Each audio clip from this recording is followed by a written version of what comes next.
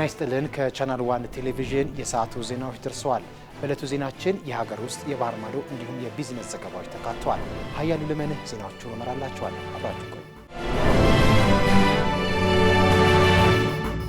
በቀን በአማካይ 5 የውጭ ሀገር ዜጎች የሆኑ ግለሰቦች የኢትዮጵያ ፓስፖርት ሲጠቀሙ እንደሚያዙ የኢሚግሬሽንና ዜግነት አገልግሎት ገለጸ። ሐሰተኛ የልዩ ወይም ቪአይፒ መስተንግዶ ሰነድ በማሰራት ወደ ተቋሙ የሚገቡ ሰዎች እንዳሉ መስሪያ ቤቱ አመልክቷል። ለዝርዝሩ አናሉ ተስፋ። የተቋሙ ዋና ዳይሬክተር ወይዘሮ ሰላማዊት ዳዊት መስሪያ ቤታቸው በሩብ ዓመቱ 545491 ፓስፖርት ለዜጎች መስጠቱን ገልጸዋል። በዚሁም ጊዜ ውስጥ 860 ኢትዮጵያውያንና የውጭ ዜጎች ሐሰተኛ የጉዞ ሰነድ በማቅረባቸው ተይዘው በሕግ ተጠያቂ እንዲሆኑ መደረጋቸውን ዋና ዳይሬክተሯ ተናግረዋል። ሐሰተኛ የጉዞ ሰነድ ይዘው የሚገኙ ዜጎች በመስሪያ ቤቱ ስራ ላይ ተጨማሪ ጫና መፍጠራቸውን የጠቆሙት ሰላማዊት ችግሩን በየጊዜው እየጨመረ የመጣ ጉዳይ መሆኑን አስረድተዋል። በተቋሙ ሪፖርት መሰረት በሩብ ዓመቱ ውስጥ የተጭበረበረ የጉዞ ሰነድ ሲጠቀሙ የተያዙ የውጭ ሀገር ዜጎች ብዛት 96 ነው። ሐሰተኛ የቪአይፒ መስተንግዶ ሰነድ በማሰራት ወደ ተቋሙ የሚገቡ ሰዎችም እንዳሉ መስሪያ ቤቱ አመልክቷል። የወራቤ ኮምፕሬሄንሲቭ ስፔሻላይዝድ ሆስፒታል ሆድ ሳይከፈት ኦፕራሲዮን መስራት ሊጀምር ነው። ወራቤ ኮምፕሬሄንሲቭ ስፔሻላይዝድ ሆስፒታል የስፔሻሊቲና የሰብ ስፔሻሊቲ አገልግሎት በድንገተኛ በጽኑ ሕክምና በከባድ ቀዶ ሕክምናና በአነስተኛ ሕክምና የተለያዩ አገልግሎቶች እየሰጠ ይገኛል።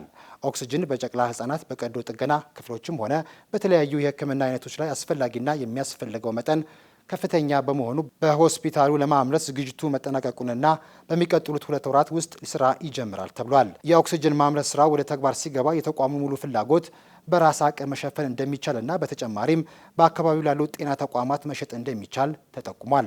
በተቋሙ የዲያሊሲስ፣ የኢንዶስኮፒ፣ የሙዳሊት ንቅለ ተከላ ህክምና እየሰጠ ሲሆን በቅርቡ ደግሞ ሆድ ሳይከፈት የቀዶ ጥገና ህክምና አገልግሎት መስጠት እንደሚጀምር የሆስፒታሉ ዋና ስራ አስኪያጅ ዶክተር ካሊድ ሸሪፍ ተናግረዋል። የአዲስ አበባ ምግብና መድኃኒት ባለስልጣን የተለያዩ ሸቀጣሸቀጦች በሚሸጡባቸው ሱቆች ውስጥ እንጀራና ዳቦ መሸጥ መከልከሉን አስታወቀ። በባለስልጣን መስሪያ ቤቱ የተለያዩ መርዛማ ናቸው ከተባሉት ነገሮች መካከልም ሳሙና፣ በረኪና፣ ፍሊት፣ የአይጥ መርዝ፣ የጽዳት ኬሚካሎችና ሌሎችም ለጤና ጠንቅ የሆኑ ሸቀጦች በሚሸጡባቸው ሱቆች በቀጥታ ለምግብነት የሚውሉትን እንጀራና ዳቦን መሸጥ ልክ እንዳልሆነ በመግለጽ ይህ ክልከላ መወሰኑ ገልጿል። ክልከላው የህብረተሰቡን ጤና ለመጠበቅ ሲባል የተወሰነ እንደሆነ በመረጃው ተመላክቷል። እንጀራና ዳቦ መሸጥ ያለባቸው በምግብ ቤቶች፣ በዳቦ ቤቶችና በባልትና ወይም ለዚሁ መሸጫነት በተፈቀደ ቦታ ብቻ መሆኑን አሳውቋል። እንጀራና ዳቦ እንዲሸጡ ያልተፈቀደላቸው ነጋዴዎች ሲሸጡ ከተገኙ አስፈላጊው የእርምት እርምጃ እንደሚወሰድባቸውም አስጠንቅቋል። ሄልፔጅ ከዓለም አቀፍ ተራድኦ ድርጅት ወደ ሀገር በቀል መሸጋገሩ በራስ አቅም የውስጥ ችግሮችን ለመፍታት የሚያስችል መሆኑ ተገለጸ። ሄልፔጅ ኢትዮጵያ ወደ ሀገር በቀል የተራድኦ ድርጅት መሸጋገሩን ተከትሎ ይፋዊ የማስጀመሪያ መርሃ ግብር ተካሂዷል። በመርሃ ግብሩ ላይ የሴቶችና ማህበራዊ ጉዳይ ሚኒስቴር የማህበራዊ ጉዳይ ዘርፍ ሚኒስትር ዴኤታ ሁሪያ አሊ እንደገለጹት የማህበራዊ ጥበቃ ስርዓቶችን ለማጠናከር፣ አረጋውያንን ለማንከባከብ፣ ለመጠበቅና በህብረተሰቡ ውስጥ ሙሉ ተሳትፏቸውን ለማረጋገጥ ቁርጠኛ መሆኑን ገልጸው ነገር ግን እነዚህን ግቦች ብቻቸውን ማሳካት እንደማይቻል አስገንዝበዋል። ሄልፔጅ ኢትዮጵያ ከዓለም አቀፍ የተራድኦ ድርጅት ወደ ሀገር በቀል መሸጋገሩ የቴክኒካል እውቀቶች፣ የማህበረሰብ ተሳትፎና የአረጋውያንን የኑሮ ሁኔታ በጥልቀት በመረዳት ሀገራዊ ጥረቶችን በእጅጉ ያሻሽላል ተብሏል። ድርጅቱ ወደ ሀገር በቀል መሸጋገሩ ይህን ጅማሮ ከማጠናከር አልፎ አካባቢያዊ ተቋማትን ከመገንባት ባሻገር ተጠያቂነትን እንደሚያሰፍን ተጠቁሟል። ብዙዎች ታክሲና መሰል የህዝብ ትራንስፖርት አገልግሎት ውስጥ እንዲሁም ህዝብ በሚሰበሰብባቸው ቦታዎች ቲክቶክና መሰል ተንቀሳቃሽ ምስሎች ድምፁን ከፍ አድርገው ከፍተው ሲመለከቱ ይስተዋላል። ለመሆኑ ይህ መሰል ድርጊት በህግ እንደሚያስቀጣ ያውቃሉ? ሄዳውት ንጉሴ የሚከተለውን አዘጋጅታለች። የታክሲ ትራንስፖርት ስንጠቀም የምናደርጋቸው ተግባራት የሌሎችን ሰዎች ምቾትና ሰላም የሚነሱ መሆን እንደማይገባቸው ይታወቃል። ነገር ግን በማህበራዊ ሚዲያዎች ላይና በሌሎችም ቦታዎች ብዙዎች በምሬት አስተያየት ሲሰጡባቸው ከሚስተዋሉ ተግባራት መካከል የቲክቶክ አጠቃቀም ተጠቃሹ ነው። በተለይም በታክሲ ትራንስፖርት ውስጥ እየጮሁ ስልክ ማውራት፣ ከፍተኛ በሆነ ድምፅ ሙዚቃ መክፈት፣ የጆሮ ማዳመጫ ሳያደርጉ ድምፁን ከፍ አድርጎ ቲክቶክ ማየትና መሰል ድርጊቶች በተደጋጋሚ ከሚስተዋሉ ልክነት የጎደላቸው ድርጊቶች መካከል ይጠቀሳሉ። እንዲህ አይነት ተግባራት የትራንስፖርት ተጠቃሚዎችን ከመረበሽ ባሻገር ሌላውን ተሳፋሪ አለማክበር ብሎም የሌሎችን መብት መጋፋት ስለመሆኑ ብዙዎች ይናገራሉ። የቲክቶክም ይሁን ሌሎች ማህበራዊ ገጾችን ሲጠቀሙ ድምፁን ከፍ አድርጎ ማዳመጥ፣ ሌሎችን መረበሽና መሰል ድርጊቶች ሌሎችን ለከፍተኛ ድምፅ መዳረግ በሚል እንደ ድምፅ ብክለት ተቆጥሮ በዓለም አቀፍም ይሁን በኢትዮጵያ ሕግ ተደንግጎለት ቅጣት የሚያስቀጣ ድርጊት መሆኑ ተቀምጧል። በኢትዮጵያ ሕግ መሰረት አዋጅ ቁጥር 300/1992 በወጣው ሕግም ይህን መሰል ድርጊት እንደ ቀላል ጥፋት ተቆጥሮ የሚያስቀጣ ሆኖ ተደንግጓል።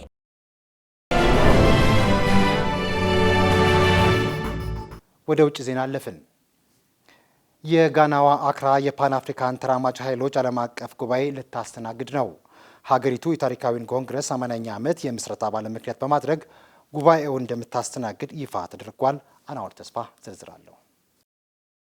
አገሪቱ የታሪካዊውን ኮንግረስ 80ኛ ዓመት የምስረታ በዓል ምክንያት በማድረግ ጉባኤውን እንደምታስተናግድ ይፋ ተደርጓል። በጉባኤው በአፍሪካ በካራቢያንና በመላው ዓለም ከሚገኙ 57 ሀገራትና ከዓለም አቀፍ የጥቁር ዲያስፖራ ድርጅቶች የተውጣጡ ከ200 በላይ ተወካዮች ራስን በራስ ለማስተዳደርና ለክብር የጋራ ራዕይ ለመቅረጽ ይገናኛሉ። ከታሪካዊ ትውስታ ወደ ኢኮኖሚያዊና ፖለቲካዊ ፍትህ በሚል መሪ ቃል የተሰየመው ይህ ዝግጅት ማክሰኞ ሮብ በኩዋሜ ንኩራሚ መታሰቢያ ይካሄዳል። ውይይቶቹ በአፍሪካ የአሁን እውነታዎች ላይ የሚያተኩሩ ሲሆን ከነዚያም መካከል ካሳን የማግኘት ጥረት፣ ኢኮኖሚያዊ ነጻነትና አዳዲስ የጥገኝነት አይነቶችን መዋጋት ይገኙበታል። ዋና ዋናዎቹ ውጤቶችም ለአፍሪካ ሉዓላዊና ብልጽግናዊ ስልት ማዕቀፍ እንዲሁም የተወካዮች የጋራ እይታና ቁርጠኝነትን የሚይዝ የአክራ መግለጫ ማጽደቅ ነው። አሜሪካ ለሴት ፕሬዝደንት ምቹ አይደለችም ሲሉ የቀድሞ ቀዳማዊት እመቤት ሚሼል ኦባማ ተናገሩ። አሜሪካ ሴቶችን አግላይ የሆነ የፖለቲካ ምህዳር ነው ያላት ያሉት ሚሼል አሜሪካውያን ሴትን ለዋይት ሀውስ ለመምረጥ ዝግጁ አይደሉም ሲሉ በ2024 የቀድሞ ምክትል ፕሬዝደንት ካሚላ ሃሪስ በፕሬዝደንት ዶናልድ ትራምፕ ፕሬዝዳንታዊ ምርጫ መሸነፋቸውን በማሳያነት አንስተዋል። የቀድሞ ቀዳማዊት እመቤት ሁሉም ይዋሻል፣ እውነታው ግን በሴቶች ለመመራት ዝግጁ አይደለም፣ አሜሪካ ያሉ ወንዶች አንዲት ሴት ስትመራቸው ማየት ምቾት ይሰጣቸዋል ብለው እንደማያምኑ አስረድተዋል። ታውቃላችሁ፣ እኛ ሴቶች ግን ለማደግ ብዙ ማድረግ ያለብን ነገሮች አሉ። ነገር ግን በሚያሳዝን ሁኔታ አሁንም በሴት መመራት እንደሚችሉ የማይሰማቸው ብዙ ወንዶች አሉ። ይህንንም እኛም ተመልክተናል ብለዋል። ሚሼል ኦባማ ዘሉክ በተሰኘውና በዚሁ ዓመት ባሳተሙት መጽሐፋቸው በፋሽን በጸጉርና በውበት እንዲሁም በዋይት ሀውስ ውስጥ የመጀመሪያ ጥቁር ሴት ቀዳማዊት እመቤት በመሆን ያሳለፉትን ቆይታ የገለጹ ሲሆን ብዙ ጊዜ በፖለቲካ ውስጥ ያሉ ሴቶች የሚዳኙት በመምራት ችሎታቸው ሳይሆን በአካላዊ ቁመናቸው እንደሆነም ጽፏል ሲል ኒውዮርክ ፖስት ዘግቧል። በአሜሪካ ዩኒቨርሲቲዎች ለመማር የተመዘገቡ አዲስ ዓለም አቀፍ ተማሪዎች ቁጥር በ17 በመቶ መቀነሱን አዲስ ጥናት አመላከተ። ሄሮዳዊት ንጉሴ ዝርዝሩን ታቀርበዋለች።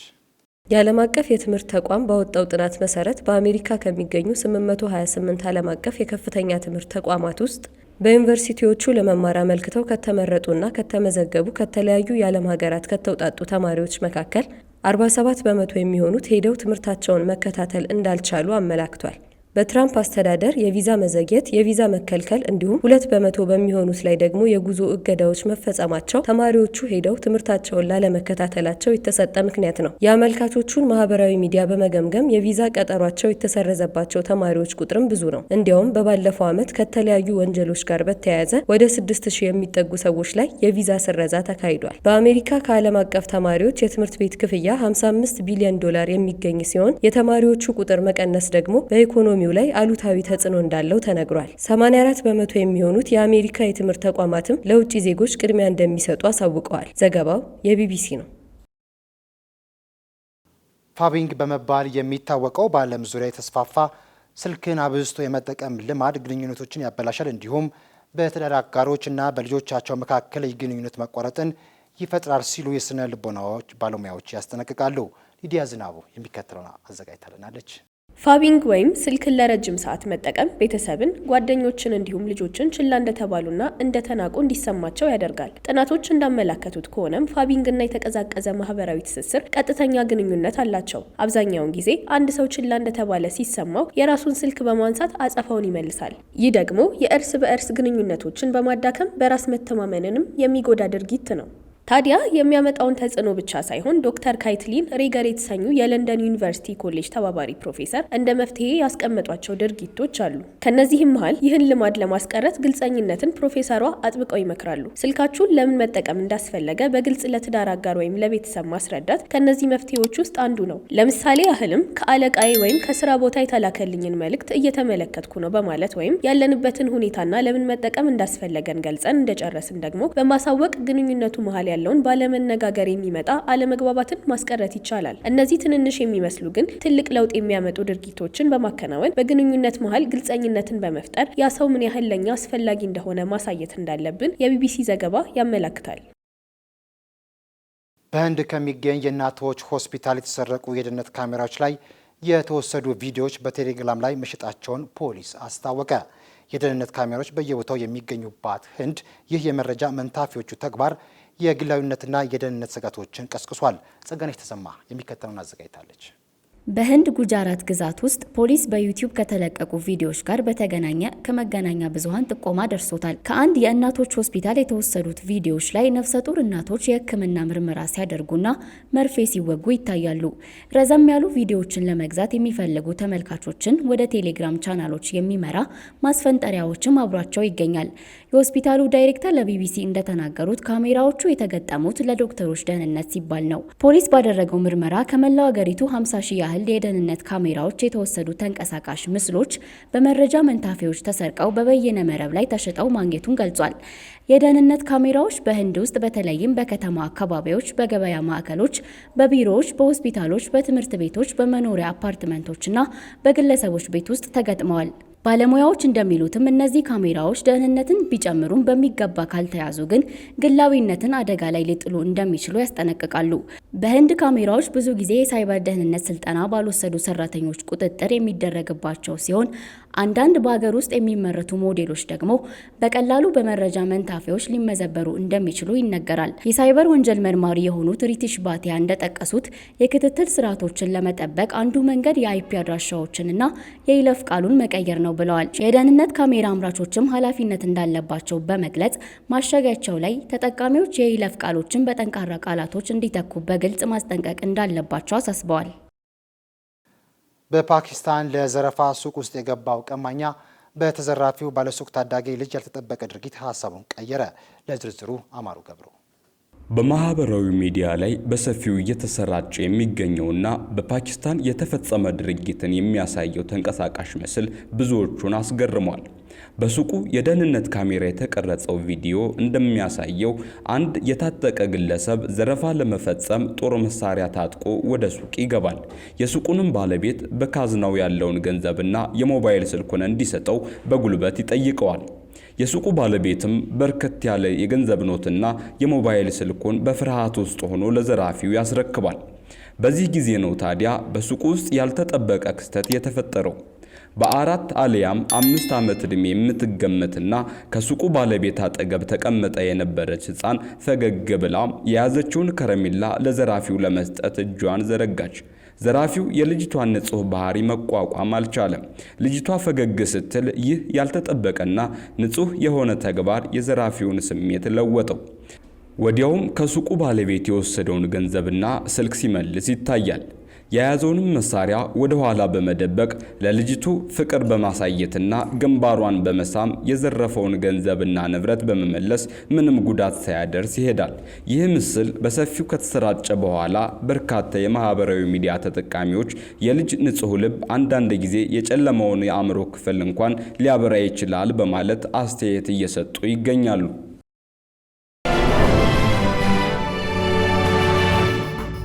ወደ ቢዝነስ ዘገባችን አለፍን።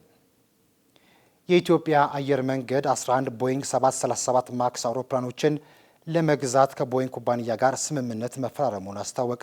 ለዚህና ለሌሎች የቢዝነስ ዘገባዎች ባልደረባችን ማለት ደመላሽ። አየር መንገዱና ቦይንግ ከዚህ ስምምነት ላይ የደረሱት በተባበሩት አረብ ኤምሬቶች በዱባይ ከተማ በተካሄደው ዓለም አቀፍ የአውሮፕላኖች ኤግዚቢሽን ላይ ነው። የአየር መንገዱ ዋና ስራ አስፈጻሚ መስፍን ጣሰው የኢትዮጵያ አየር መንገድ ከቦይንግ ጋር ያለው አጋርነቱ እያደገ መሄዱን ተናግረዋል።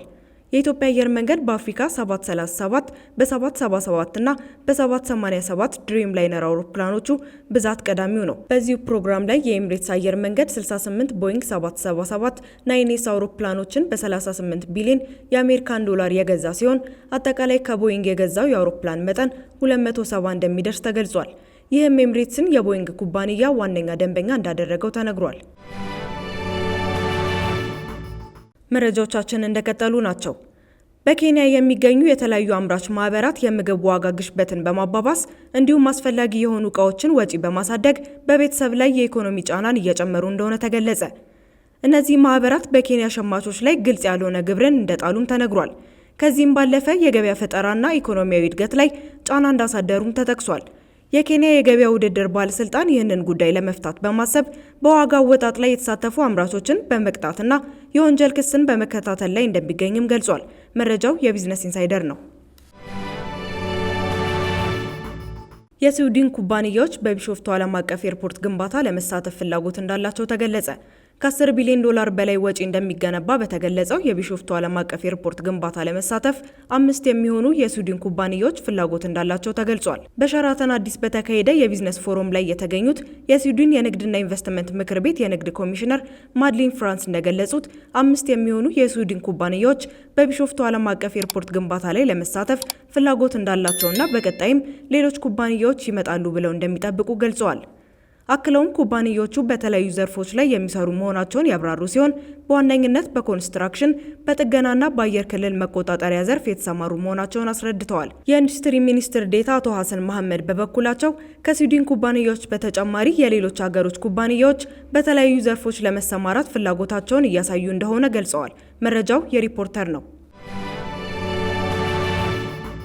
የዕለቱን የመጨረሻውን የቢዝነስ መረጃችንን አድርሳችሁ የናይጄሪያ 9 ግዙፍ ባንኮች በ9 ወራት 19 ቢሊዮን ዶላር የወለድ ገቢ ማስመዝገባቸው ተነገረ። የናይጄሪያ 9 ግንባር ቀደም ባንኮች በ2025 የመጀመሪያ 9 ወራት ውስጥ በድምሩ 19 ቢሊዮን ዶላር የሚጠጋ ከፍተኛ የወለድ ገቢ ማግኘታቸውን የፋይናንስ መግለጫዎች ትንተና አመላክቷል። ይህ ትልቅ ገቢ የተገኘው ናይጄሪያ ውስጥ ባለው ከፍተኛ የወለድ ተመን የተነሳ ሲሆን ባንኮቹ በአገሪቱ በሚገኙ ቢሊዮነሮች የአክሲዮን ድርሻ ይመራሉም ተብሏል። ይሁንና የናይጄሪያ ማዕከላዊ ባንክ የወለድ ምጣኔን በቅርቡ በመቀነሱ ምክንያት ዓለም አቀፉ የደረጃ አሰጣጥ ተቋም ሙዲስ የወደፊት ትርፋማነትን የሚወክሉ የተጣራ የወለድ ትርፍ ሊቀንስ እንደሚችል ማስጠንቀቂያ ሰጥቷል። ከቻናል ዋን ቴሌቪዥን የሰዓቱ ዜናዎች በዚህ ተጠናቀዋል። ሀያሉ ልመን ዜናዎቹ መርጬላችኋለሁ። ከቀጣይ የቻናል ዋን ውብ ፕሮግራሞች ጋር መልካም ቆይታ